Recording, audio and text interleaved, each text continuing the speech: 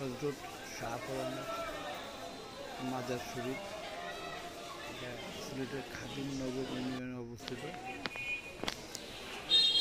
এই মাজার শরীফটা হযরত শাহপরান খানটা যেটা ছিল ওইটাই মাজার শরীফ ছিল 3 সালে। শাহপরানের মাজার শরীফ 360 জন আউলিয়া সিলেট বিজয় করেছিল, তার ভিতরে শাহপরান অন্যতম।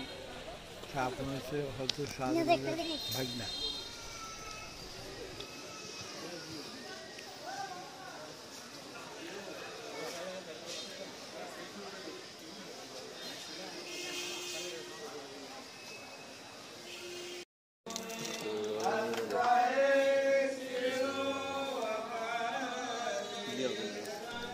মাজারের ভিতরে আমরা কিছু দৃশ্য দেখতেছি। মাজারের ভিতরে ভক্ত কি থাকে, তারা কবর দিয়ে অনেকে হাম নাচ পাচ্ছে।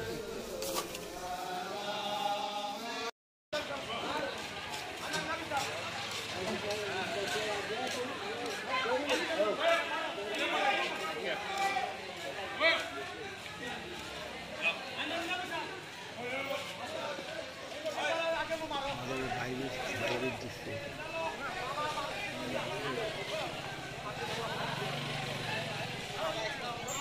এবারে নিরাপদের জন্য পুরুষদের জন্য আছে। পাশে কিছু টাকা পয়সা দেয়, সেই টাকা পয়সা টেনে রাখে একদম।